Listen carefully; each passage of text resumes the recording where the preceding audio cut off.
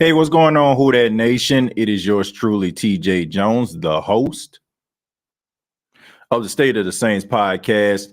I guess in memory of Takeoff, I guess I'm going to say the host of the State of the Saints podcast. Thank you all so much for checking out the State of the Saints podcast, where we talk New Orleans Saints. Thank you all so much for being here today. It's the first of the month. Get them checks and come up. But I really do appreciate your time, no matter where you are, wherever you may be. I really do appreciate it. On this edition, we're going to be talking about the trade deadline that takes place on today. We already seen some teams around the National Football League making some moves. Star tight end TJ Hockenson is going to stay within the NFC North. Instead of playing for the Detroit Lions, he has been traded to the Minnesota Vikings. AFC North, Chase Claypool, the young wide receiver, is on his way to Chicago. And we also seen Roquan Smith on yesterday get traded from the Chicago Bears to the Baltimore Ravens just in time for the New Orleans Saints to take on the Baltimore Ravens on Monday Night Football. Now, we all know that normally on Tuesdays, it's off day for the New Orleans Saints. Shouts out to my guy, Rahul Jackson. The Saints, instead of them practicing on Wednesday, they pushed it back a little bit further. They're going to be practicing on Thursday, leading up to the game on Monday night. But there's still time. It's 2:39 Eastern Standard Time here in Myrtle Beach, South Carolina, where I am. And there's still some time and opportunities for the New Orleans Saints to make a trade. And, you know, the question is, should they make a trade? I understand that the New Orleans Saints played probably their most complete game of football this past weekend versus the Las Vegas Raiders, but there's always room to improve. I mean, we've seen the Philadelphia Eagles, who are still undefeated at this particular time. They went out there and they got Robert Quinn, like adding to the defensive line.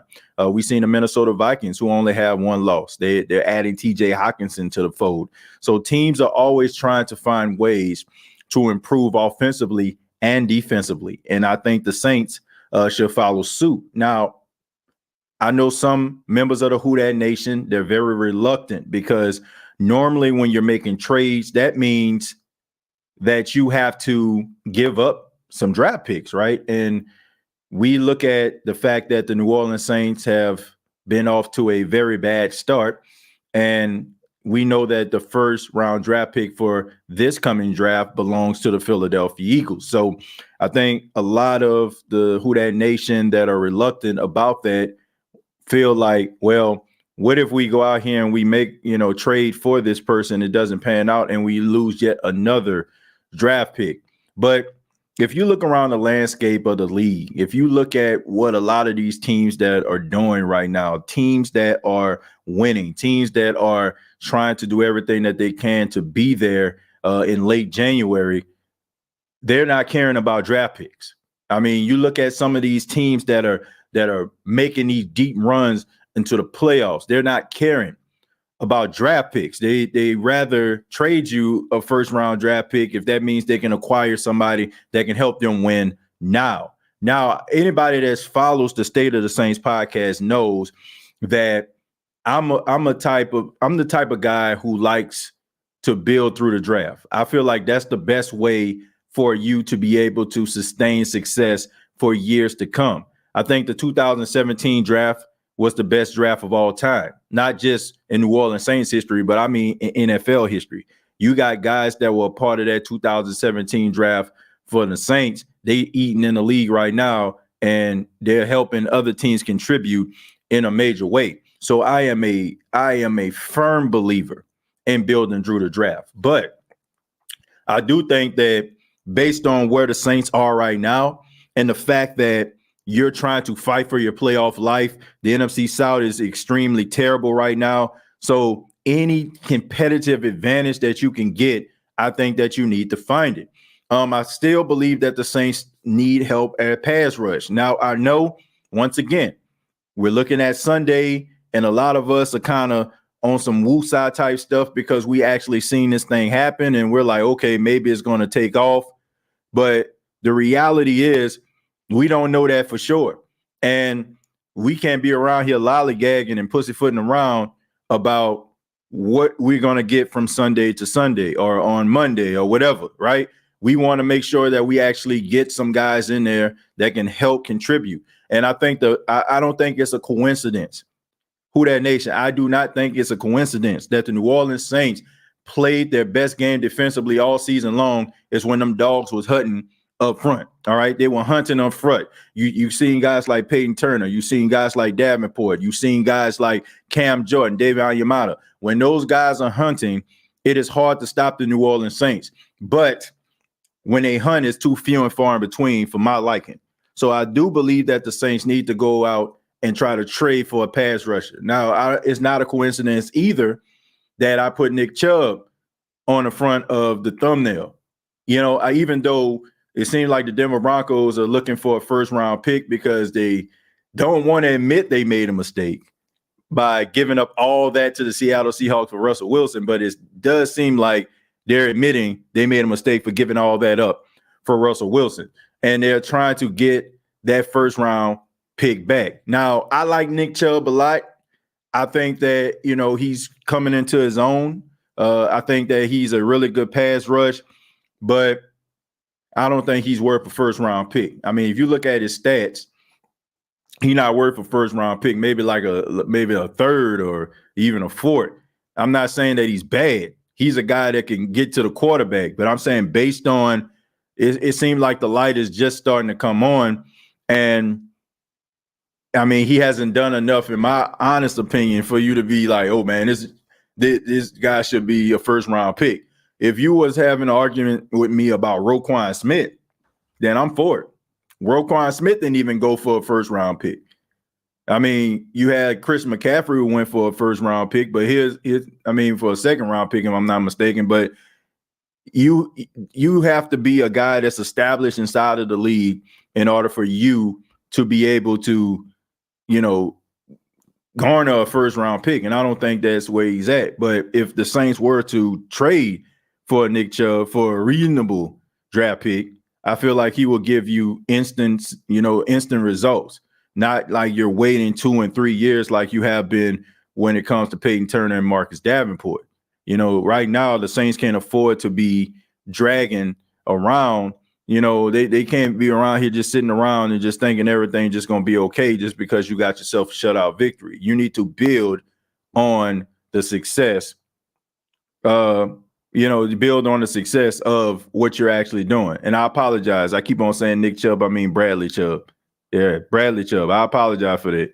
Yes, not Nick Chubb. Nick Chubb is the running back for the Cleveland Browns, but the pass rusher Bradley Chubb, which is clearly like a mistake that a lot of people make, to be honest with you. A lot of people, like, I think somebody, when I mentioned Bradley Chubb on Twitter, somebody said, nah, you talking about the running back, like, but the whole Chubb thing. But yeah, Bradley Chubb. Bradley Chubb is a guy that is on the front of the thumbnail, and he's there for a reason because I feel like he is a guy that can come in and give you instant results. And I appreciate the chat for correcting me on that. And, so I appreciate y'all for doing that. But yeah, I think the Saints need, to look at a pass rush. And also, Cam Akers is a guy who is not very happy in Los Angeles. He's a guy who has been at home. He hasn't been playing. He hasn't been practicing. It seems like they're trying to cut ties with one another. It seems like both team and player are trying to, have a little bit of a separation. And Cam Akers is a guy that is a really good running back. He's talented. He can run in between the tackles. He can catch the ball out of the backfield. And you definitely should be looking for somebody that can contribute like that, especially since you have Mark Ingram that's going to be out for about 3 to 4 weeks with an MCL injury. So those are some of the positions I feel like the Saints may need to look at, especially since you already have been establishing yourself as more of a run team. I think that's something that the Saints may need to look at. I seen at the beginning of the podcast, people were talking about, Ndamukong Suh. Ndamukong Suh is up there in age. I think he's around 35 years old. Definitely a guy that you can, bring in that could actually help you in run support. but it's all about, is he motivated at this particular stage of his career? I mean, Ndamukong Suh made a lot of money throughout his career. And Ndamukong Suh was one of those draft classes before they actually had the whole new CBA thing where rookies can only make a certain amount of money. He was one of those last draft picks that was getting like $50 million of guaranteed money. People like Jamarcus Russell, guys like that made it, bad for rookies to come into the league and get that bag. But Ndamukong Suh has been making money for years. I mean, he made a lot of money in Detroit. He made a lot of money in Miami. And towards the end of his career, he became almost like an NFL mercenary, basically selling himself out to the highest bidder. I mean, he went to 2 Super Bowls, one with the Rams where he lost, and then he went to another Super Bowl with Tampa in which he won. So he already established himself. He has put together pretty much a Hall of Fame career, and he has a championship to go with it. So my question would be, how motivated would he be? If I am the New Orleans Saints, I would get somebody that I'm familiar with. Now, I think that he's still out here, but I'm talking about defensive tackle Malcolm Brown. Unless like somebody just signed him over the last, few weeks or something like that. But I think if my memory serves me correctly, I think he's still out there on the street. He's a guy that you're familiar with, and a guy that helped out in a major way. He was a guy who the Saints didn't want to get rid of. Let me see. I'm trying to see if I guess. Let me see, Malcolm Brown, American. Yeah, he's still a free agent. So yeah, Malcolm Brown would be a guy that would be great for the New Orleans Saints because the Saints didn't want to get rid of him. It was the fact that they were a little bit in cap hell at the time, and they needed to try to find a way to get him off the book. So they traded him to Jacksonville. So those are some guys that you may want to look at. I don't understand how Malcolm Brown is still out here on the streets. Everywhere that he goes, he's a healthy guy. He never really hurt. He contributes. He's good at stopping the run. So I don't understand why he's still out there on the street. But yeah, you definitely can always use help and run support. The Saints before this whole Raiders game, I mean, teams were averaging over 120 yards rushing on the New Orleans Saints. So if you can kind of tighten that up on the line, I think you should be fine. And also maybe add another guy that can come in that can give you, some help in that category. But yeah, you should always be looking. You should never be content at where you are as a team, and you should always be trying to build. So Bradley Chubb would be, one guy I'd be looking at. Cam Akers would be another, and Malcolm Brown and Ndamukong Suh from a free agent standpoint. I feel like that's somebody that you need to look at as well. But let me go ahead and read some of your comments here. Nick Chubb is the running back. Thank y'all very much. And I appreciate it, man. Like I said, man, I appreciate the chat. I appreciate everybody that's listening, and always, keeping me on my P's and Q's. Sometimes, things slip up, but good to know that who that nation got my back. Didn't the Bears get Claypool? Yeah, they did. This just recently happened. And I'm also hearing something about possibly Brandon Cooks. He wasn't at practice for Houston. I don't know if he's getting shopped around, or maybe they told him, like, man, we trying to possibly trade you, so don't show up to practice. That's still out there right now. So there's still there might be some news coming down the pike, pretty soon about some of these players. I mean, you still got some time to make some trades before the deadline ends. I get mad looking at what other players going for, and we only got a 5th and 7th for C.J. Gardner-Johnson. I'm afraid we'll get hosed in the trade. Well, I think that was more like, man, let's just get him up out of here. I don't think teams should ever like move like that, but it just seemed like to me like we'll never know the whole entire story as onlookers, reporters, unless you like really in bed with the organization. You're not going to know about it. There's probably way more to the story than we have been given. And that's probably the reason why they decided to give him away so cheap. But that's on them because he's extremely productive for the Philadelphia Eagles. And it looks even more ridiculous now because he's playing at such a high level. And he's playing more at a position where, You know, people was like, man, all he is a nickel. He can't play safety. Well, he's playing safety and he's, putting together one of his best seasons as a pro. So there you go. TJ, do you think Alontae Taylor is ready to challenge for cornerback number 2? I don't think so, but I like what I'm seeing. Adebo is my guy, though. Look, I said it's going to be interesting because he plays with so much passion. He plays with so much grit, and he plays with so much confidence. And those are some keys that you need in order for you to be successful. Paulson Adebo, to me, I don't feel like he is getting a fair shake because I still feel like he's dealing with a high ankle sprain. Anybody that's ever had a high ankle sprain, you know what I'm talking about. It takes weeks, even months sometimes, if you don't get surgery in order for you to get back to where you are. You ever been in a gym playing basketball, going up, jumps up for a rebound, come down on your ankle? You ever felt that? You remember how long it took you in order for you to get back to be able to run? Just imagine that, being a high ankle sprain. And I'm pretty sure in the offseason, he might have to even end up getting surgery or something like that. He is not the same. And I think that as the weeks progress, be that as it may, if he doesn't have any setbacks, I think that you'll start seeing him play a little bit better. I mean, he played, I don't want to say he played really good, but he played well in the second half. It really showed.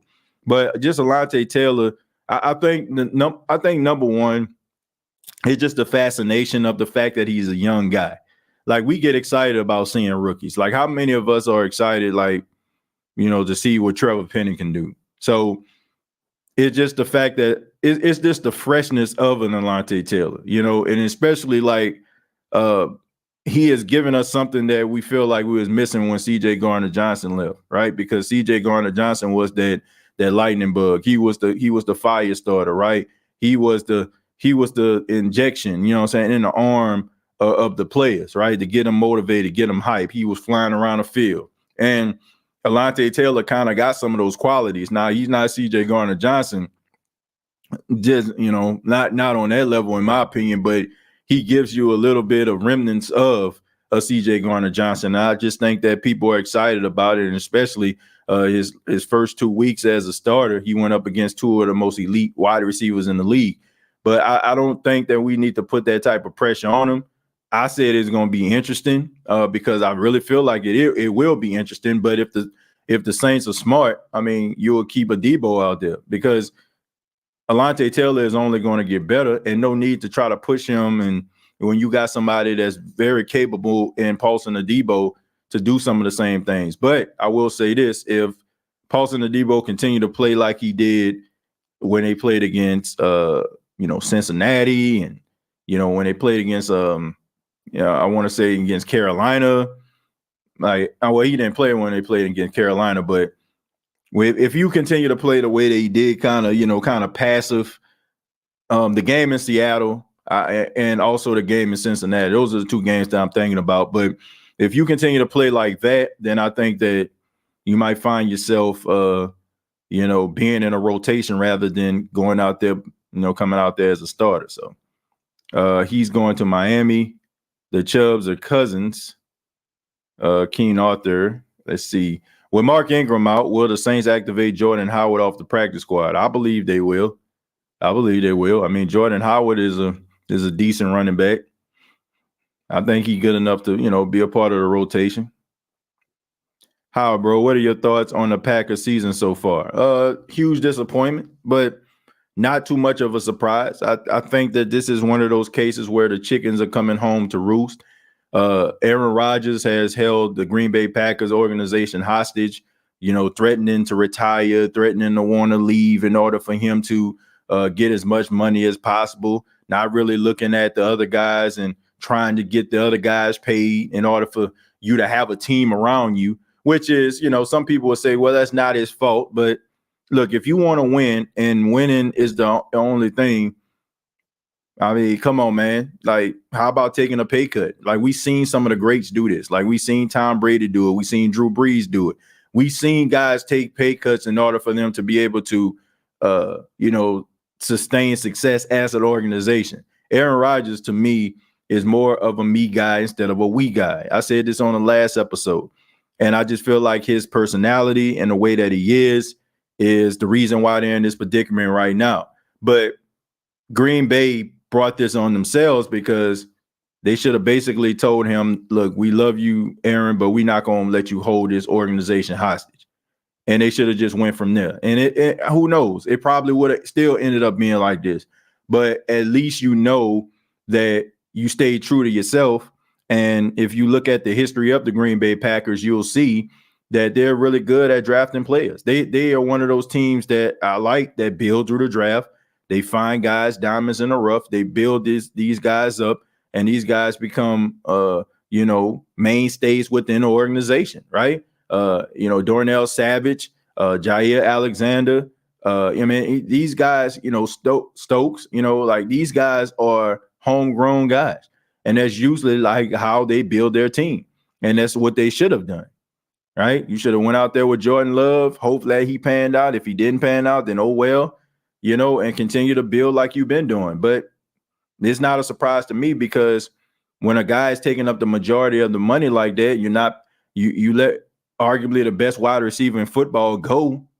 Like, what do you think is going to happen? If the Saints can put together wins over quality teams, I'll feel much better. I think we all will. I think we all just want to see this thing come together. It was great to see, but I don't think anybody that's in the Who Dat Nation is at ease. Like, we want to see these guys do this consistently. And the frustration that we have is because we knew that this team is capable of what they did on Sunday. And some people want to downgrade this and be like, oh, well, they played the Raiders. I mean, look, like I said, you play the team that's on your schedule and you can build off that. I don't care if you're playing the Jets and you shut them out, right? Even though that's pretty impressive in today's NFL because the Jets are pretty good. But no matter if you're playing a team that has historically been bad or a team that actually is bad, and you put on a really good performance as a team, it's still something that you can build on, and we just want to see this thing happen consistently. We get frustrated when we don't see it because we know, once again, they're capable of doing it. So if they can continue to go out there and do what they've been doing, like they did this past week, I think they should be fine. The Saints are a really tough team to beat when they're clicking on all cylinders, because we all know that they got the talent to get them where they need to be at in the end. I don't expect us to trade for no one. Well, look, you want to stay true to yourself, right? If you don't feel like it's in the best interest of your organization right now or going forward, then don't do it. Don't just do it because you feel like you're being pressured by the fans. Don't feel like you're doing it because you feel like you're obligated to do so. You're watching what the other teams are doing. Like, you don't need to fall into that category. If you're not in love with a guy, if you don't feel like this guy is going to give you what you're looking for, then don't do it. Don't do it. I mean, it is not necessary, right? You shouldn't do these things just to try to appease the masses, because for the most part, including myself, sometimes we don't know what the heck we're talking about. And we do not know the ins and outs of the organizations like these coaches do. So I will give them that, right? Even though sometimes, you just scratch your head or raise an eyebrow and be wondering to yourself what the heck is going on. But nevertheless, they know this organization better than we do. I don't expect the Saints to do nothing. Jameis Winston haters and detractors abound. Let's see. I want Kareem Hunt. I don't think that's a good idea. Not the fact that I don't think that Kareem Hunt is talented. Not the fact that I don't think Kareem Hunt can bring you something. I just feel like Kareem Hunt deserves to be a featured back. We would not be having this conversation if that videotape didn't come out of him assaulting that woman. It's just that simple.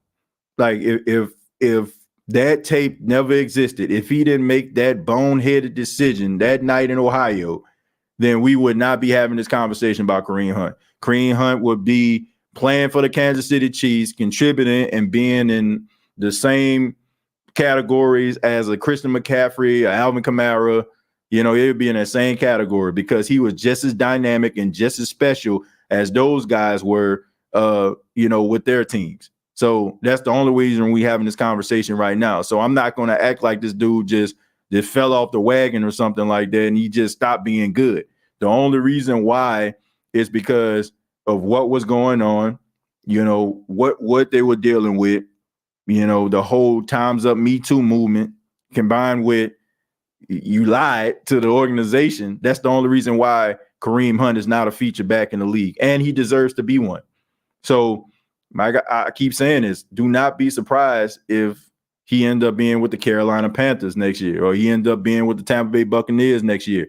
Like, don't be surprised. This dude is going to get opportunity to be a feature back because he deserves to do that. You know, he has been productive, and we're not hearing that much about him because Nick Chubb is the running back, and he's very good as well. So, you know, I think this dude deserves to get a chance. I don't want to see him behind Alvin Kamara. I think he deserves his shot to be that feature back once again. Ready to see Mike T and Juice together. Feel like that was a dream. It's been so long. Yeah, I mean, it's been a long time since those guys actually played, and they've been dealing with these injuries. So hopefully they can be able to come back. The best thing about all this is the fact that the Saints are still fighting for their playoff lives. They still have a chance to win the division. And when these dudes do come back, it's going to, you know, it's going to help the Saints in a major way offensively. I mean, the Saints are already putting up, you know, really good yardage, good points, one of the top offenses in the league right now. So imagine what they can be if you add on two of the best pass catchers in the NFL. ATJ, can my guy Cesar Ruiz get his props? I have the receipts for everyone who gave up on him. Yeah, I mean, I mentioned that on the last episode, Keen Arthur. You know, I mentioned that. And I said, you know, sometimes like when we have these takes, you know, we have a tendency of kind of like sweeping it under the rug because we care so much about our credibility more so than actually just doing what was right. You know, like I am not one of those people that feel like I got to be right all the time. Like, it's okay for me to give my opinion and be wrong about something. You know, I mean, Cesar Ruiz has been the victim of criticism by a lot of Saints fans, including myself, including a lot of, well, I don't even want to put you in there. You know where you stand, right? If you've been critical of the guy. But just like we were out here talking about the guy, criticizing him, I think that we need to give this dude his props. I don't think that we just need to go to sleep or act like we didn't say these things or act like we weren't criticizing this dude every time the offensive line didn't look up to snuff. You know what I'm saying? So I think he does deserve his flowers. I think he does deserve, you know, the recognition for improving as an offensive lineman. I don't feel like there's nothing wrong with that. And it's okay. You know, like sometimes you're not going to get it right. And sometimes it takes guys a little bit longer than others in order for the light to come on for them. But I'm extremely happy for this guy. Nobody wants to see, I don't care if you play for the Saints or not. I like to see everybody succeed. You know, you go into the NFL, you're living a dream. You probably wanted to do this your entire life and you get the opportunity to do so. I don't want to see a guy just pan out. I mean, not pan out and be on the front of Monday Morning Quarterback talking about how much of you screw up. Like, I like to hear stories like Cesar Ruiz where guys get better as the years go by. Who you give who you give for these players, TJ? I don't know. You know, I don't know, but honestly, I don't care. I don't care about that. Like, if you can get a guy via trade that can help you get over the hump, who cares? Like, we're saying this right now, and we're critical, but let's just call a spade a spade. Let's just keep it a buck. If the New Orleans Saints was to trade for Bradley Chubb right now, and Bradley Chubb comes in and gives the Saints 10 sacks, and the Saints go to the Super Bowl, would you actually care if the Saints gave up their second round pick? No, you would not. You would not care. You can say, man, I would care. No, you wouldn't. No, you wouldn't, because you'd probably be too happy or too drunk to realize, you know what I'm saying, what happened because the Saints won a Super Bowl. It's just that simple. And that's the way teams are thinking right now. They see Tampa Bay getting Tom Brady. They seeing the Rams getting Matthew Stafford. They're seeing these guys going to these other teams and combining them with other guys around the National Football League and coming together and putting it together to win a championship. And we all know it's a copycat league. It's a copycat league. Don't believe me? Let's go back and look at when the Seattle Seahawks won the Super Bowl, right? The defense, the whole triangle defense, when you had Earl Thomas in the middle of the field. What did the Saints do? They went out here, they went go get Rob Ryan as the defensive coordinator, and they went and they signed Jarius Byrd from the Buffalo Bills to a 6-year deal because they wanted to run the same type of offense that made the Seattle Seahawks successful. Now, it didn't work out for the Saints, but I'm using that as an example. Like, teams try to mimic what they actually see that works. These GMs are on a short leash. These players are on a short leash. So they're trying to do everything that they can that they see around the league that has worked, and they try to inject that into the philosophies and the way that, the things that they do within the organization. So nobody would care. Like, I don't care about that. Like, if a guy can come in that can give this team success and the Saints are winning and they get that ultimate goal, who cares? Who cares? While we sitting up here, man, well, we get that second round pick, we losing. Like, I'm being serious, man. Like, since 2017, you can argue and say like some of the earlier round picks left a lot to be desired. And it took them a while in order for them the light to kind of come on. Like, we talk about Cesar Ruiz, he got drafted in 2020. It took him about 3 seasons in order for him to live up to his true potential. We still waiting on Peyton Turner's true potential. Heck, we still waiting on Marcus Davenport's true potential.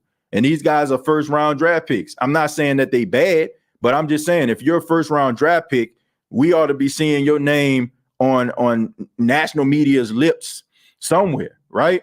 But we still trying to figure this thing out. So just because you got a first round pick don't mean that it's always going to pan out. Like, your first round pick might end up being LaCharles Bentley, then it might end up being a Chris Olave. I mean, it's a hit and miss. But if you can bring a guy in that is a proven commodity that can help your team win, I don't care about draft picks. I don't. As long as it's justifiable. Like, as long as you can justify the trade. Like, if you trade for a guy and he does absolutely nothing, then we can have a conversation. But, if a guy comes in and it works, what the problem is? And what problem is? I'm just saying, like, we would not care. I'm one of them. LOL. Marcus Davenport, Andrews P. Ruiz. Remember, I told you I felt like they soft as Charmin tissue. Well, look, as far as these guys like being soft, I don't look. They play soft at times, but you can't be soft being in the National Football League. You just can't. I do feel like when it comes to those guys, they leave a lot to be desired. Sometimes they motor run hot, and sometimes it just runs about as cold as it is in Wisconsin in December or something. But, based on what they're trying to do, Cesar Ruiz, a really good run blocker. Andrews Pete, really good run blocker. Davenport, he's a guy that is really freakishly athletic. If they could put all these things together, then I think that they'd be fine. But, it got to come together. But I don't think it's a coincidence that we're starting to see these guys live up to their potential now that we're seeing that the Saints are trying to revert to being more of a run offensive team. Because I feel like that is what made those guys become first round picks. If you look at Cesar Ruiz, he came out of Stanford. Stanford runs a pro style offense, right? And he played left tackle. And that was like that's during the time they running a football, right? They running that thing. And then you have Cesar Ruiz out there in Michigan, Big Ten. It's cold out there. They trying to run a football. And so I think that what we're actually seeing is guys like being comfortable in the way that the New Orleans Saints are structuring this offense right now, because it's actually playing into these guys' strengths more so than their weakness, which is pass protection. Now, I'm not saying that, look, you're a pro, right? So you got to be able to pass protect as well as run block. But shouts out to Zach Strief.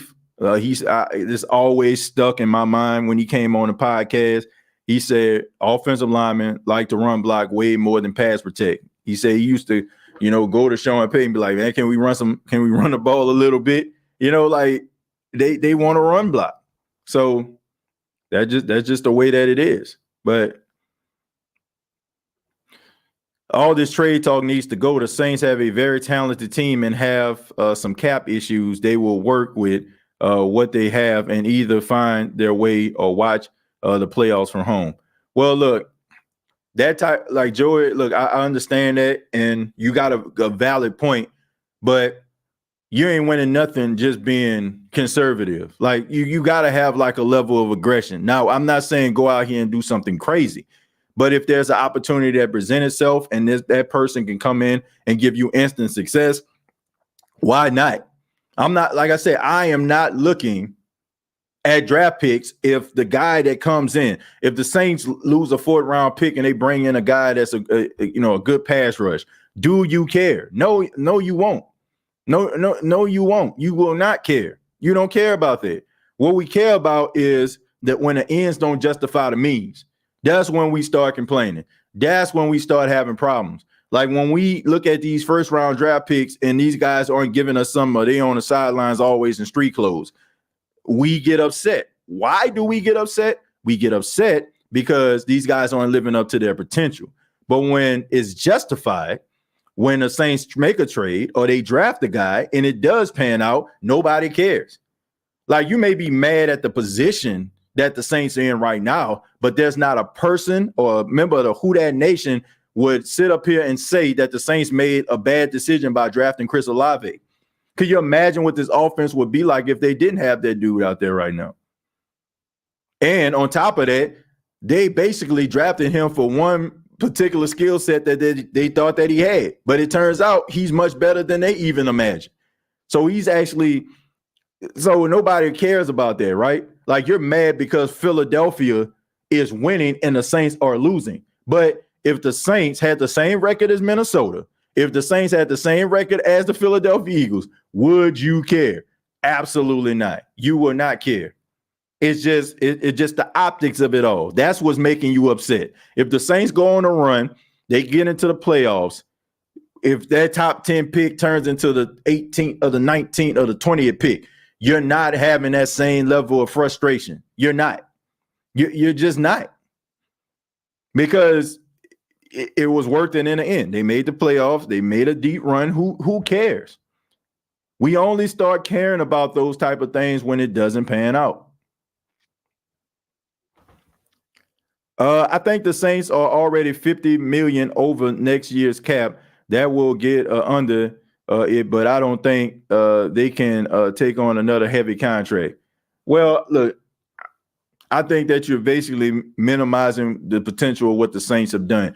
At this particular stage, if we still up here talking about the cap hit and what the cap did and what they need to do for the cap this, cap that, like I feel like all that is cap. Because they have shown you that they can get under the cap, they can stay in compliance. Now, people can say they keep going kicking the can down the road, kicking the can, kick that can. They can say all that, all they want to, but the Saints find ways to be compliant. This was the same team.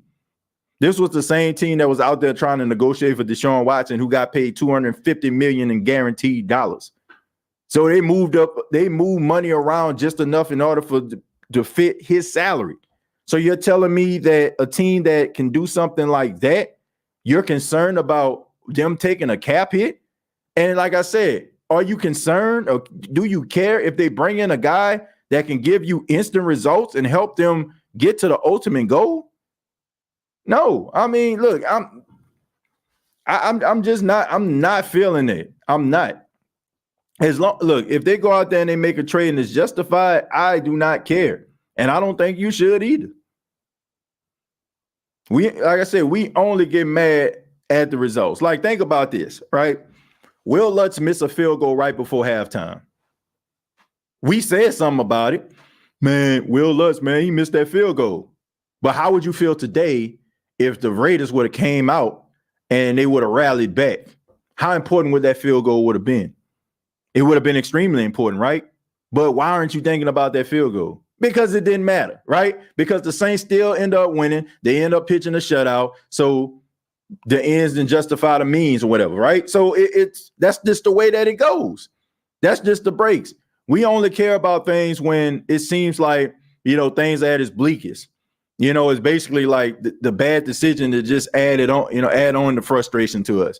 But if the decision turns out in favor of the Saints, the risky decision ends up working out, we don't care. Jaguars just acquired Calvin Ridley from the Falcons. That's interesting. I mean, he's not even playing this season, but hey, that's interesting. We might wait for somebody to get released and then go after them. Jaguar just acquired Calvin Ridley. That's a good point, TJ. Only been listening for a month or two, but you got some good takes. Well, man, you got some good points too, man. You got some good points too. It's just about, man, I want people to understand this. Like a lot of the decisions, and I do this too. A lot of the things that, I sometimes can say, and I got to make sure that I kind of stay, centered and kind of decompressed, because I want people to understand, like, I'm a fan just like everybody else. I mean, I do this podcast, I'm into broadcast and all that kind of stuff, which some of you already know, but you got to be able to like kind of, stay centered, because sometimes like you can find yourself being frustrated about things that you kind of have to have this wait and see approach to see, to see it actually happen or come into fruition. But like I said, based on making a trade and a trade working out, if that means you sacrificing something that may seem crazy at the time, but it ended up working out, like, I wouldn't care. TJ, I said the same thing you said. I told Who Dat Nation to relax. We're in good shape, and we beat the Raiders 24-0. Yeah, look, look, Jerry, I will say this, though, and like I said, I love the optimism, but I can also understand why people are frustrated. Jerry, they frustrated because of what we saw on Sunday. What we saw on Sunday was a team that played a complete game, and we're wondering to ourselves, where has this been, and why did it take 8 weeks for it to come to fruition? So I can understand why people are frustrated about that, but there's a silver lining into this dark cloud once again, because you now control your own destiny, just like how it was when everybody record was 0-0. So you have a chance. So I can understand why you're saying to relax, because everybody has an opportunity to win this division. It's still wide open, regardless to the Atlanta Falcons being 500 and everybody else in the division is not.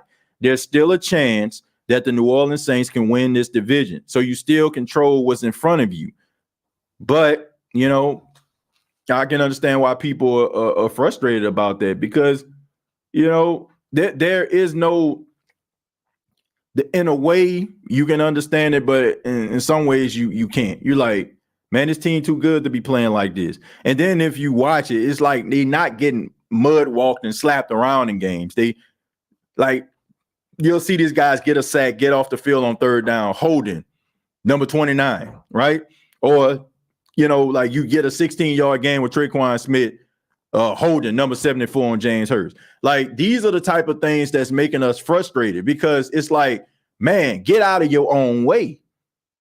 Right. And it's hard to relax, like when okay, man, I'm good, man. It looked like they're matriculating the ball down the field. And then all of a sudden here comes to the drive comes to a screeching halt because somebody do something boneheaded. And that was an opportunity for you to be able to get points, or that was an opportunity for you to, make a play. And you're getting in your own way. So I can understand why Saints fans are frustrated. I'm frustrated. I am. I'm frustrated because I'm wondering to myself, where the heck did this team come from that we saw last week? And why did it take them so long in order for them to show up? The best thing about this, and they're so lucky about this, folks, is the fact that everybody else in the division sucks too. That's the best thing that, like, can you imagine this? Can you imagine this, Who Dat Nation? If the Saints were playing like this and the other teams weren't. But lucky for the Saints, everybody else is terrible too. Lutz missed 2 field goals versus the Panthers, and Kamara fumbling that touchdown was the difference in that game, but Jameis was blamed for their loss. Jared, that's what I'm saying. Self-inflicted wounds caused this team to lose the game. It's not so much about what these other teams are doing to the New Orleans Saints. That's the frustrating thing about that. That's the frustrating thing. And scroll down a little bit. We got 239 people here right now. I ask that you hit the like button. Let's see. Brian Russell says, what can do it, but it is the consistency. The Falcons are going to Falcon, but it makes you wonder if they're taking games off or being lazy in the previous games. No, Brian, I don't think it had anything to do with them being lazy or taking plays off. I think it had everything to do with the way that the season started. You had a bunch of calamities, you had a bunch of mistakes, and now you have a bunch of players that are in their own head. They're not playing loose. They're not playing free. They're not playing with energy. What they're doing is they're trying to not make a mistake. It's like when I was growing up as a kid, right? I used to like playing Super Mario Brothers, right? You start playing on the first level. Oh man, it's cool, man. You jump over the Koopa Troopa, you know what I'm saying? Like, and you get home or whatever like that. You get to the castle. Then all of a sudden, when you start to get to level 5 and level 6, it involves you to be a little bit more focused because you're dying left and right? All those lives that you accumulated for the first, you know what I'm saying, two or three levels. Now all of a sudden, like they dying, and now you're down to your last life, right? You're down to your last life. And you're trying to make sure that you get to that mushroom that gives you an additional life. So what you do, you stay dialed in, right? You jumping over things, you know what I'm saying? You being careful. And at the same time, you're trying so hard not to make a mistake, you don't realize that Koopa Troopa just came behind you and just killed you. Game over. Some of y'all probably know what I'm talking about. Some of y'all don't. For my young folks, play Super Mario Brothers, the original. You'll really enjoy that. Good nostalgia right there. But seriously, when you're playing as careful as they were, you're going to lose because you're not having fun and you're just playing to not make a mistake. But now, you know, this game that we've seen, it's like, okay, man, we're going to go out here and we're going to play our game. So I don't think it had anything to do with them being lazy. I don't think it had anything to do with, them not playing with any type of heart or anything like that. I just think that they were not playing loose.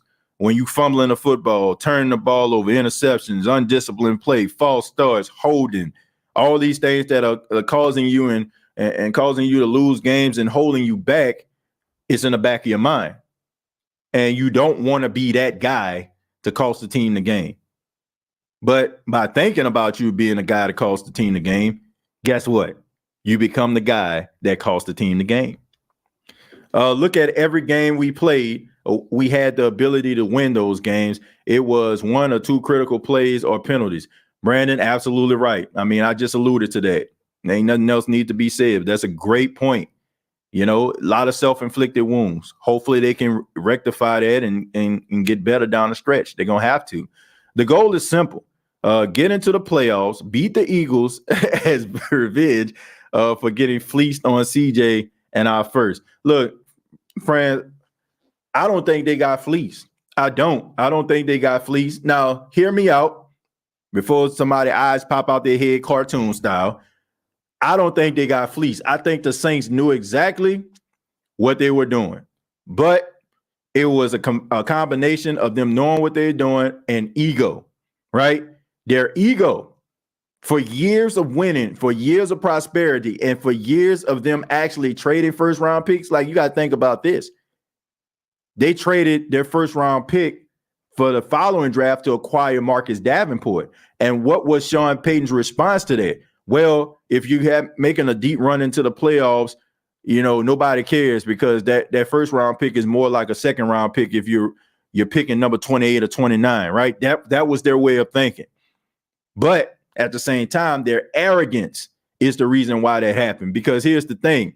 Oh, Sean may be gone, but we still got Dennis. We still got Pete. We still got Chris Rashaw. We still got Ryan Nielsen. We still got Joe Thomas. We still got Mike Hyde. We good, right? We got Cam. We got DeMario. Like, we going to make this run. So we'll give up this first round pick because guess what? That pick going to be number 32. I like the energy, but your arrogance got you to this point because you didn't even fathom or even think about the fact that there's a possibility that things may not go your way.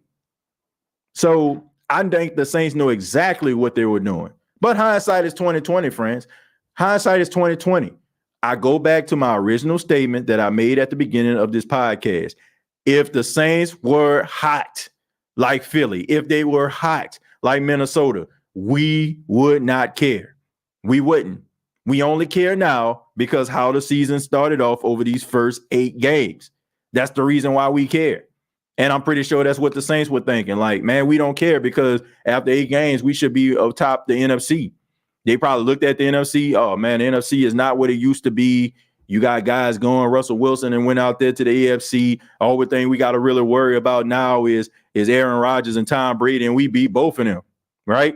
We've had their numbers. So those are the guys that's going to be the guys we need to look out for. So the Saints' ego and, you know, their ego got them in this position. Not so much about them being fleeced, because I fail to believe that Mickey Loomis, as long as he's been a GM, I mean, he's been around the block a few times, can allow a team to just basically finesse you like that. That's like rookie GM stuff right there. You ever seen that movie Draft Day?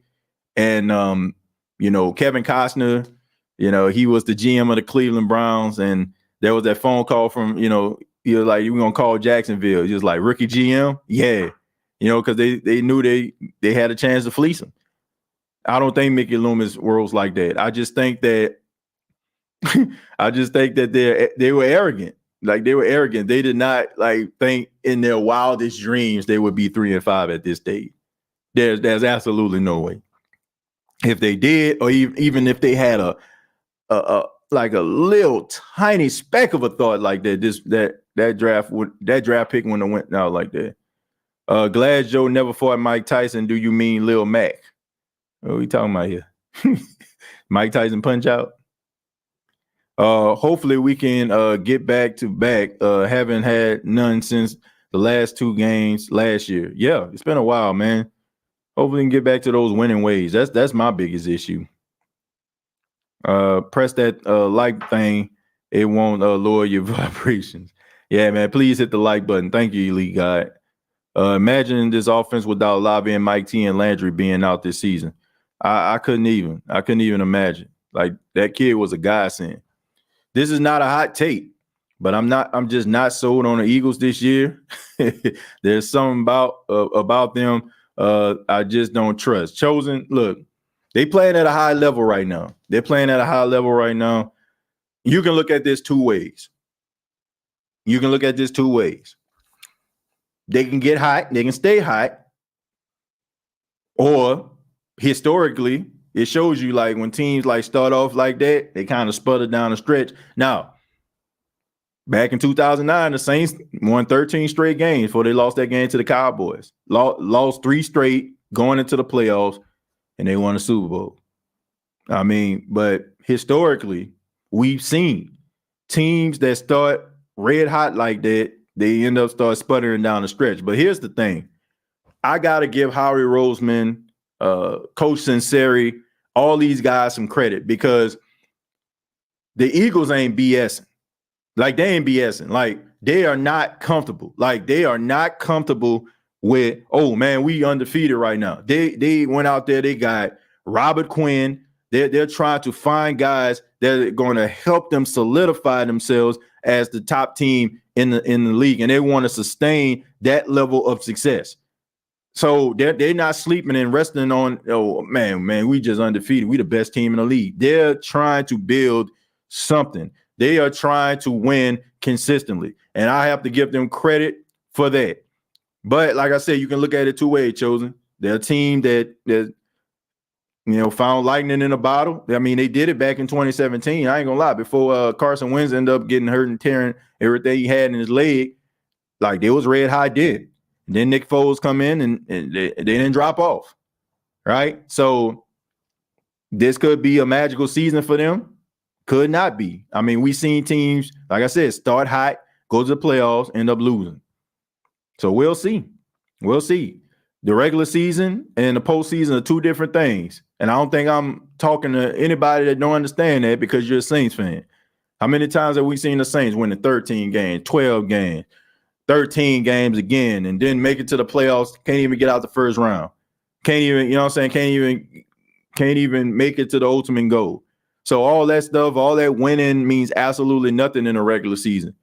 Because, I mean, you can win all them games, and then a team that don't have a good record will probably, you know, fell off a turnip truck and landed in the playoffs, end up beating them. So we'll see, though.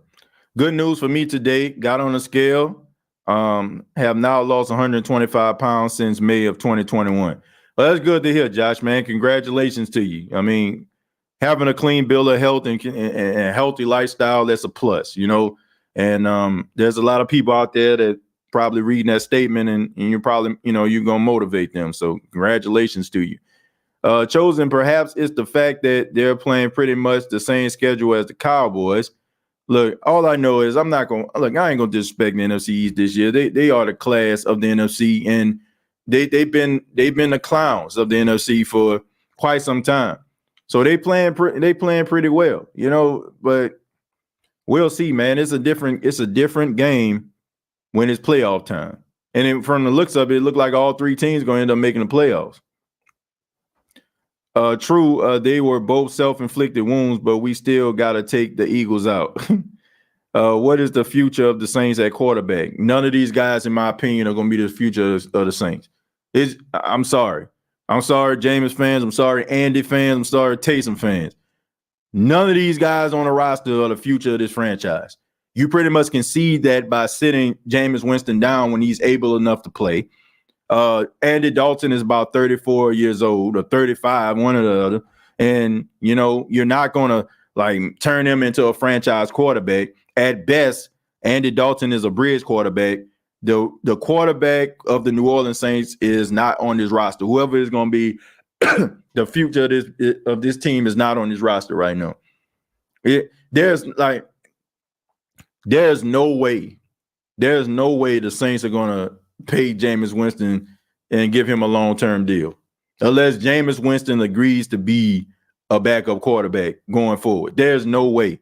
And Andy Dalton, you know, they're not going to pay him a long-term deal unless he agrees, you know, to be a backup quarterback once they find their franchise guy.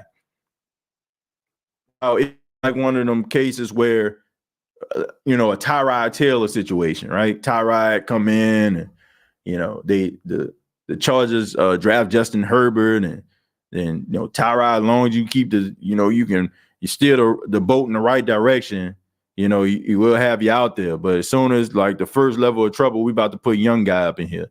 So none of these guys are the future of the franchise. None of them. And I like Jameis, but it's just the truth, man. The Saints are not going to invest in Jameis Winston long term. Fair or unfair. You can get mad at me all you want to. You can talk about what it is, whatever you know, theory that you may have. It's just what it is. When a guy has a reputation of turning the ball over, you don't have an offensive coach like Sean Payton, and we all know Sean Payton likes to fuel his ego, and he likes to fuel his ego by getting guys who the NFL has written off, who has written narratives about, saying that they trash, saying they'll never be nothing, saying that it's over for them. And Sean Payton is like, okay, watch this. Watch what I do with a Kevin White. Watch what I do with a Jameis Winston, right? That's just what he does. But you don't have Sean Payton there anymore. Sean Payton can be in Jameis Winston's ear and be like, hey, look, don't do this. Don't do that. Hey, can you slow it down just a little bit? Hey, man, that was a reckless pass. Hey, you know, like you can do that. But let's just say, for example, if Dennis Allen doesn't pan out, you bring in another coach. That coach does not have time to be lollygagging with guys that he's not sure about. And you only have so much time. So what he's going to do is, okay, if I'm going to go down, I'm going to go down my way. So they're going to go out here and they're going to get the person that they want. It's just that simple. Like, we can make these arguments all day. The New Orleans Saints are not going to pay Jameis Winston a long-term deal. Get that out of your mind right now. They are not going to pay Andy Dalton a long-term deal. Get that thought out your mind right now. What you have right now are two bridge quarterbacks. Simple. Jameis had an opportunity to do it. If Jameis would have been healthy enough and the Saints would have got off some wins, and let's just say if the Saints were like 6-2 at this time, They probably gonna be asking Jameis like, when you won't sign. But you look at the injuries, you look at the fact that he went out there, and as unfair as it is, the warrior mentality may have cost Jameis Winston millions of dollars. I'm gonna say that again. The warrior mentality may have lost Jameis Winston millions of dollars. Because if he would have sat down, which is it's almost one of those cases is damn if you do, damn if you don't. Like, if I do sit down, kind of similar to what happened. Andy comes in, plays well, offense start working. I ain't getting my job back, right? But, you know what I'm saying? If it's basically like you had to bet on yourself. It was in a lose-lose situation, and he knew it. And because of that, he lost himself millions of dollars. It's unfortunate because we all know, like, okay, you hurt your ankle, you're coming off an ACL injury, you got 4 fractures in your back, and then you got to go out there and try to act as if you're the same quarterback you are when you're able-bodied. It's unfair. But none of these guys are the future of the franchise. That's just something we just going to have to deal with. I know I'm about to make a lot of people mad about that, but that's just the truth. There's no way that the New Orleans Saints are paying neither one of these guys long. Whatever will go on this year, that's just what it is. I look at these guys the same way I look at the Saints signing Trevor Siemian. They signed Blake Bortles. Like, that's just the way that I'm looking at these guys. Guys that are just here right now, means to an end. So I feel bad for Jameis because he's so young. Teams are going to give him opportunities, I'm pretty sure, but he'll never a coach or like unless like it was Andy Reid or something like that. There's not a coach that will give him a fair opportunity and give him a long enough leash to be able to put together a body of work where he can just be a starting quarterback again. Between what happened in Tampa and the first couple of weeks of the season this year, it's not happening. And Andy, Andy best days are behind him.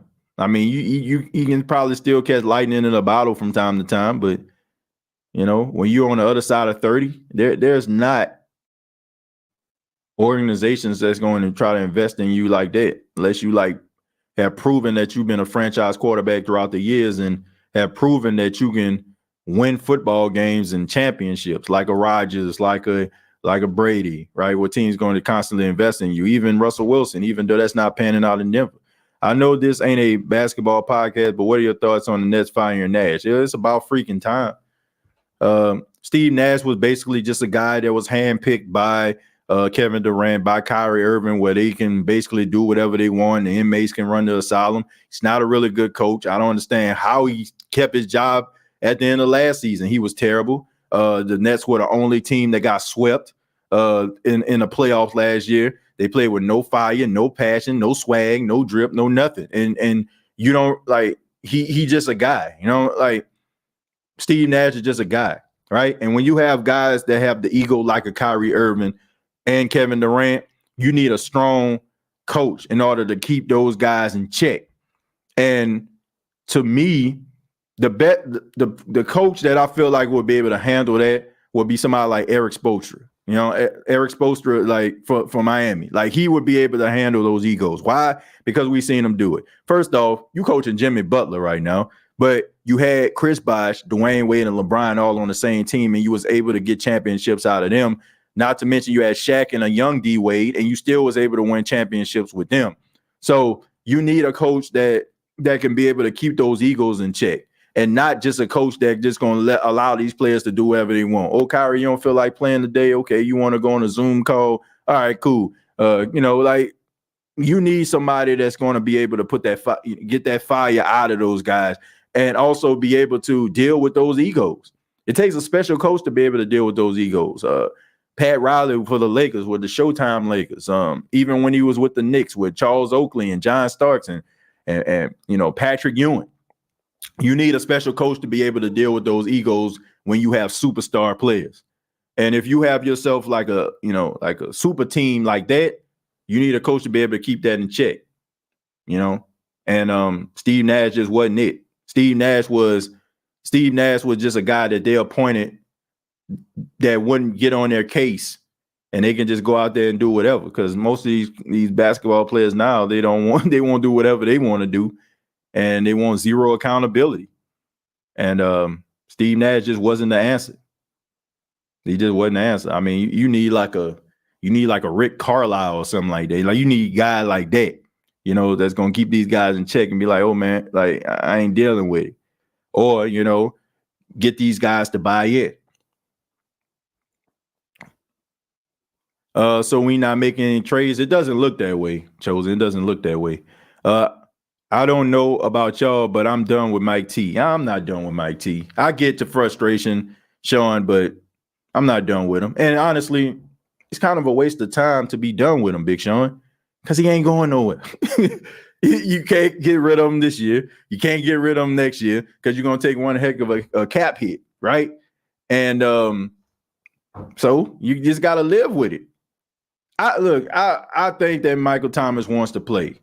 I think he wants. Well, I know he wants to play. There's not.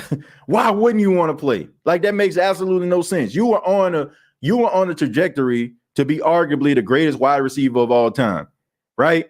Every year, the fastest to get to more catches in the first 3 years, the first 4 years, the first 5 years. Like you were on a trajectory to be an all-time great. So why would you want to like stunt that?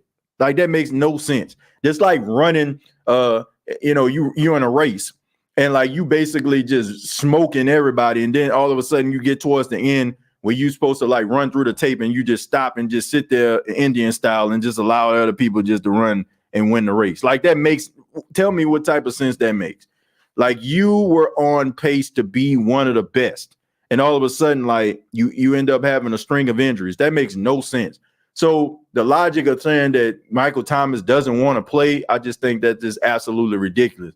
And knowing the contract that he actually has, why in the world would you just choose not to play? It's not like they're going to ship you off, because the organization is going to look out for the organization, and shipping you off would not be a good idea. So you can, like the dude wants to play. I just think that it's just been a string of bad luck over these years.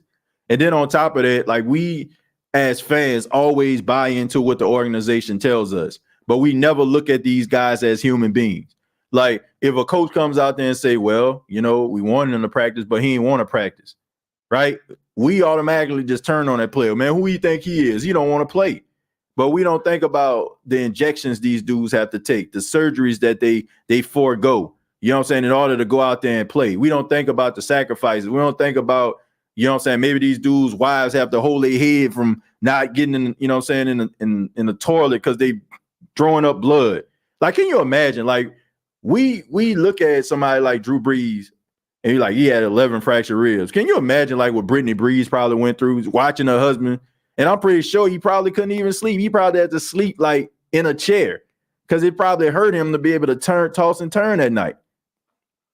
But those are the things that we don't see because we so like upset about, I want to see 13 out there. But we are not looking at the grind and what these dudes have to do in order for them to get on the field. We dehumanize these guys because they do extraordinary things and things that maybe we can't do. So we look at them as superhuman. And when we look at a guy like that's superhuman, we feel like, they problems aren't our problems, right?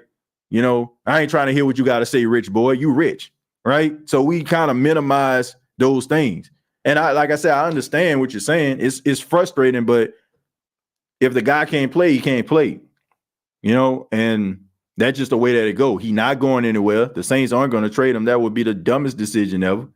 And you think that you would be talking about a cap hit. You definitely be talking about it then. TJ, with these quarterbacks, it's a case of if you can, why? Let's see. It's a long roll ahead for the Saints quarterback. I don't know if it's a long roll ahead or not. I've seen teams, and we've seen this. If you've been a football historian, if you've been alive long enough to actually watch the game, you know that they had teams like the Broncos, teams like the Dolphins. You know, they still was looking for John Elway if you're the Broncos, still looking for Dan Marino if you were the Dolphins. It took them years to find a guy like Tua, right? I mean, you had a lot of trash come through there. You had, you had Chad Henning out there. You had Chad Pennington out there, man. You had Dante Culpepper out there. It was a long road in order for you to get to Tua Tagovailoa and have some steady quarterback play, right? Damn, when John Elway, I mean, Bubby Brister, Elvis Gervach, you've had a bunch of guys, Jay Cutler. It was a long road before you found a Peyton Manning, that was just good enough in order to help you win the Super Bowl. I mean, and then you have teams where Peyton Manning retires, Andrew Luck comes in, and you find yourself in the AFC Championship as a coach. I mean, it happens, right? Brett Favre and Aaron Rodgers. So we can say, it's a long road, but it depends on how you look at it. If you want to look at it from a Denver Bronco, Miami Dolphin, Buffalo Bills standpoint, might be a long road. If you want to look at it from a Green Bay Packer, Indianapolis Colts standpoint, I prefer to look at the latter and not have to wait for 10 or 15 years in order to find the success of the Drew Brees. Because here's the thing, man. Drew Brees is special. Drew Brees is one of the greatest of all time, if not the greatest of all time. So you're not going to find another one of him. But if you can find somebody that's productive and give you some wins and you can find some success, then I'm all for it. If the New Orleans Saints keep doing what you're doing, we can get a quarterback from Alabama in the draft next year. Brian, probably not, especially if you're talking about getting Bryce Young. Like, it's not happening. If you don't have a first round pick, you're not getting Bryce Young, right? If you don't have a first round pick, you're not getting CJ Stroud. Not happening. Okay. You're going to have to be able to pick. Look, if the Saints was stinking it up and they had a first round pick, you probably can get one of those guys, but you don't have one, and you're not going to be, those guys aren't going to be there in the second round. So, if you get another quarterback, you maybe want to look at some of these other guys that's going to probably fall into the second round, like the quarterback out of Coastal Carolina who's lighting it up right now. He's a talented guy. Like, you're probably going to have to find like somebody in the second round, take a look at that, and, Heaton Hooker or something like that. You know what I'm saying? Like, if you're going to try to find somebody like that, like, I don't know if Hooker going to, be there for you in the second round. I don't believe he will. But all I'm saying is you're going to have to find a guy in the second round if you're going to be looking for a franchise quarterback, or you're going to have to aggressively try to find your way back into the first round by maybe sacrificing something that you don't want to sacrifice in order for you to get that guy. So I understand it from both views. Mike T being hurt and he's trying to get back healthy, and then there's a fan who sees all this other guys coming back from worse injuries and playing when the guy shot. Yeah, I mean, Brian Robinson did not help the case of Michael Thomas.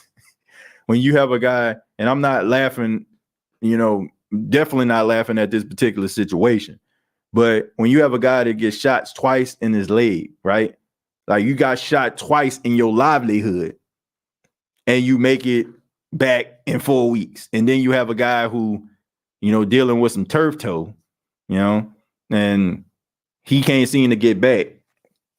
But, it doesn't help the cause, but every situation is different. Every situation is different, For Michael Thomas, like I said, the optics are bad. Like, it's just bad, right? You only miss one game when you didn't have a big contract. Then you get a big contract and you miss 31. It just don't look good, right?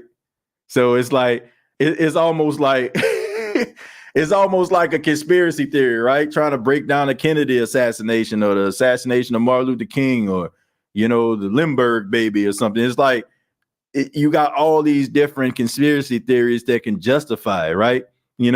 oh man, they said it was a shooter from the grassy knoll. Well, no, it wasn't, because the Warren Commission said it wasn't. I'm talking about JFK for those that don't know.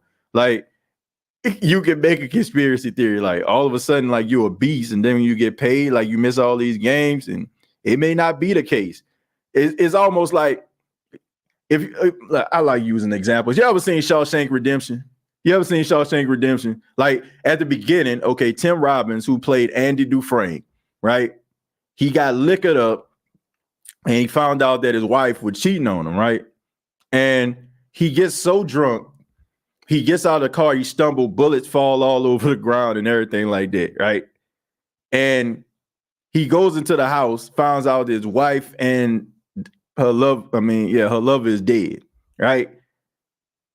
And he ended up going to jail for the rest of his life. He didn't do it. But we got the gun, we got the bullets on the ground, we got the alcohol that you spilled. It's kind of hard for us to say that you didn't do it, right? So with Michael Thomas, we got the big contract, we got the 31 games, we got you injured here, like, got to put it together, even if it's not the case, right? So it's weird, because you can definitely make a theory out of it, but I really just don't feel like this dude. Like just phoning it in. He wants to play. You'll be a fool not to. Like your legacy and being a legend is on the line. Like if you was on some Kevin White stuff, no disrespect to the brother. I mean, he trying hard out there. He making some plays, especially on special teams. But if you on some Kevin White stuff, you've been in the league 8 years and ain't scored a touchdown, and somebody give you a contract or something like that, hey. But a guy that's been as good as he has been, like, I don't think that he, like, you have to really hate football, like really hate it, like, in order for you to like be on that type of trajectory and just phone it in when you get a deal. Like, I don't believe that.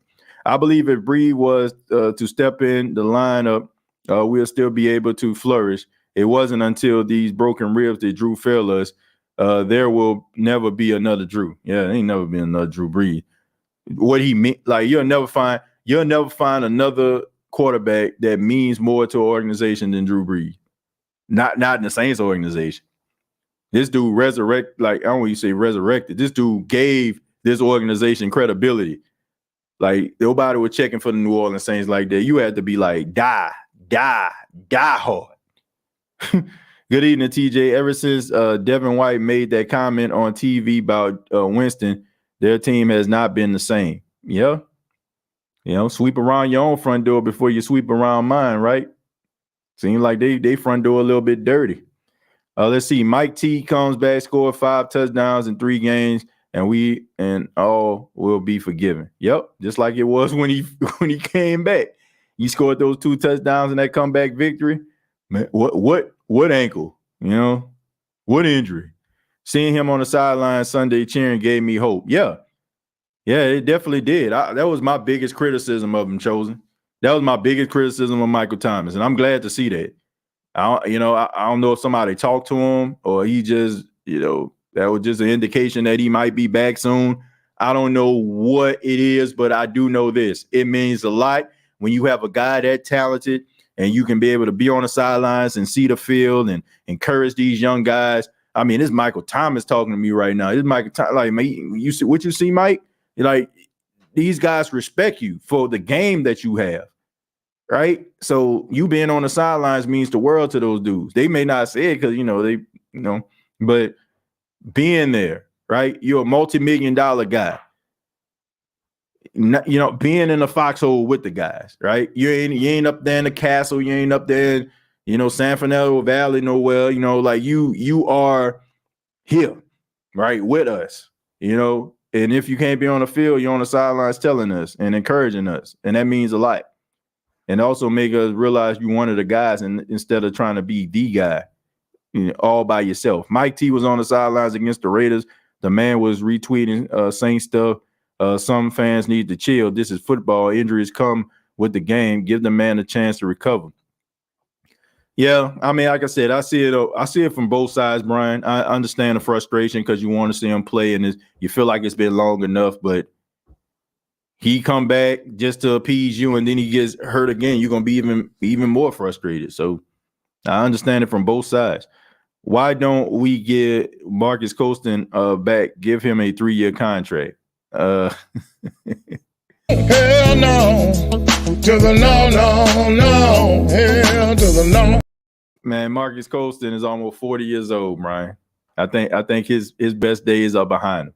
Marcus Colston was one of the best wide receivers in the Saints history, and I think it was time, and he can come back to the organization and cheer zone and stuff like that. That's fine, but we don't need him. TJ, you are forgetting about Archie Manning. He was a good quarterback. No, I'm not. Look, Archie Manning was a good quarterback, but he don't mean more to the Saints organization than Drew Brees. Drew Brees is without a shadow of a doubt the greatest New Orleans Saint of all time. And this is a team that had Ricky Jackson, had Willie Roaf, the Dome Patrol. Drew Brees is the greatest New Orleans Saint of all time. Who gonna argue with me about that? Drew Brees is the greatest New Orleans Saint of all time. No disrespect to Archie Manning. He was a tough guy. That offensive line was trash. He was running for his life. And he gave the Saints the early stages of their franchise. He gave them bright spots. But Drew Brees is the greatest New Orleans Saint of all time. Who gonna argue with that? Who gonna argue that Drew Brees is not the greatest Saint of all time? That ain't not even. It ain't even close. It ain't even close in my opinion. TJ, if the Saints sign Brian Pearson, will he play well? I don't know, man. I don't know. It depends on where you put Brian. Like, okay, maybe on a as a fullback or something like that. I gotta see his blocking skills. Maybe a lone snapper or something like that. Maybe we can find a place for him. Zach Wood probably be able to help. If they show up like they did Sunday, they can hang with any team. I agree with that. I definitely agree with you on that one. I'm gonna take a few more, then we're gonna get up out of here, folks. It says, I don't know if anyone of you guys have ever ever had turf toe, but I had it and I cried every day for 2 months before I could walk straight. Look, man, turf toe ain't nothing. It seems and it sounds like something that's light, I guess, because it sounds funny. Like, man, I got turf toe. It's like it sounds like something that's non-threatening. But look, man, if you have like ligament damage in like your toe, try to plant it, or to try to like stand on your tippy toes, right? You're gonna be in some serious pain. It's nothing like to. Nah, it ain't nothing just to sneeze at. It's serious business. So it's some painful stuff. What, TJ? No love for Dave Wilson or the Billy Joes? Oh hell no! Nah, that ain't it. No way. Giving a shout out to Linda. The landlord says we need Jalen Saunders back. Jalen Saunders. Man, sit your dumb ass down. Man, I mean, look, I like Jalen Saunders as a return guy. I mean, look, he never really had a fair chance. He was good at Oklahoma, but we don't need him. We don't need him. He honestly didn't really get a chance to really show what he can do. I really like Ironhead Haywood. That dude was a beast of a back. Look, I like Craig Haywood too, but he ain't on Mount Rushmore. Every decade there's always like this fan favorite that everybody loves. They not the best player on the team. You wouldn't put them like on your Mount Rushmore, but they meant a lot. Like Craig Haywood won. Fred McAfee was another. Michael Lewis was another.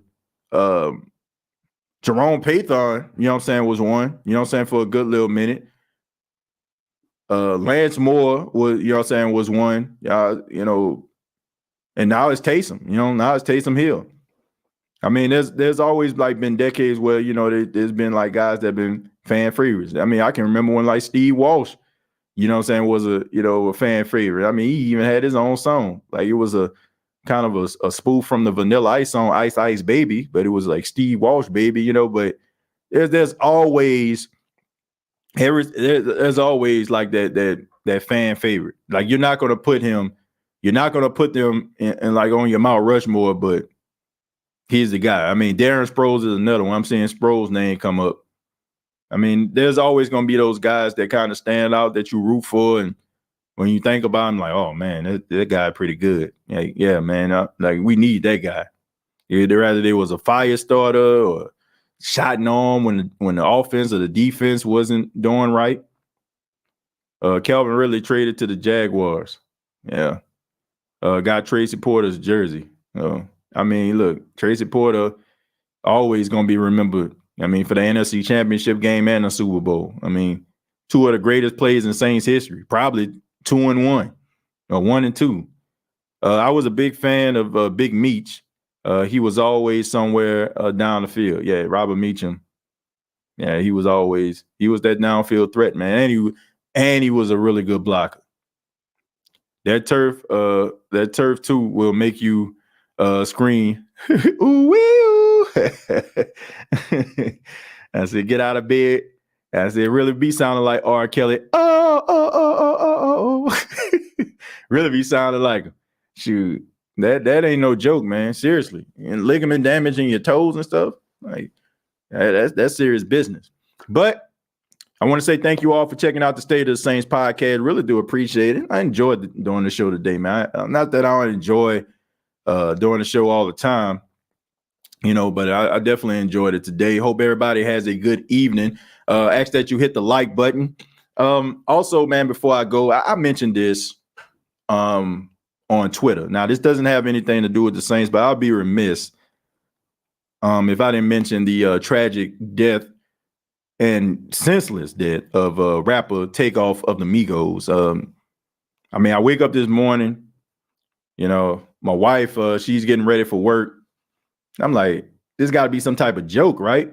And turns out, you know, Takeoff loses his life in a dice game, which is absolutely ridiculous and within itself. Like, but that's not even the most disappointing part to me.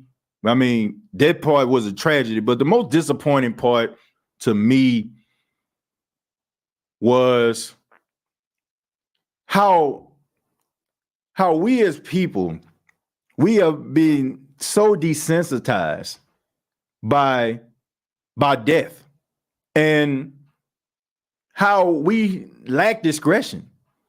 We don't have any we lack discretion. We lack moral compass. And why I'm saying this is because I'm strolling down social media and I'm seeing videos of this dude's lifeless body on the ground, covered in a pool of blood. I'm sorry I'm putting this illustration in your head, but I have to do this to drive it home. Where have we gone as people that we are not looking at the humanity of this dude, but we're more so caring about the followers and the likes and the clout? Like, where are we as people right now? That's my question. Like that moment that you wanted to put yourself on, that could have been a few minutes. You could have been calling the police or trying to get assistance or something. Now, be that as it may, the way that he was killed almost seemed like it was execution style. But still, there could have been something that you could have done. And I just think that we have got to get back to the humanity and the love and the appreciation for life and people. Everything doesn't have to be on camera. We see fights, everybody just trying to grab their camera. We see altercations that could end up in bad. We grabbing our phones. We have been so deprogrammed from actual real life that we feel like our fake life, which is social media, is the only life that matters. If you feel like a picture of you going somewhere dressed up means more than the actual moment that you're in at that time, you have lost your damn mind. And that bothered me. That bothered me. That really truly bothered me, man. That you have these photos going around here like that. And you was not thinking about that guy on the ground. You were thinking about yourself. That's something you have to do some soul searching about. Seriously. When you have a guy who is fighting for his life on the ground, and the only thing that you can think about at that time is how many of the people that follow me will want to see this. Man, we got some growing to do. But thank y'all so much for checking out the State of the Saints podcast. I really do appreciate it. Make sure you subscribe to the YouTube channel, youtube.com, search The State of the Saints podcast, facebook.com, search The State of the Saints podcast. Previous episodes available on iTunes, Spotify, iHeartRadio, Anchor FM. And also, as of today, you can check out the State of the Saints podcast on Amazon Music, man. Podcast is now on Amazon, man. So shouts out to Amazon. Appreciate the opportunity. But yeah, you can check it out on Amazon too. So now you can ask Alexa to play the State of the Saints podcast now. So make sure that you check it out. Make sure you support. Man, show love today. Show appreciation to mankind. Do something special. Do something loving. Tell somebody you love them. Because as y'all can see, man, there's a lot of things going on. All right. And the only way that we can actually change this is actually showing love for one another and compassion for one another. And for that, you don't have to record. Till next time, all I got to say is, who dat?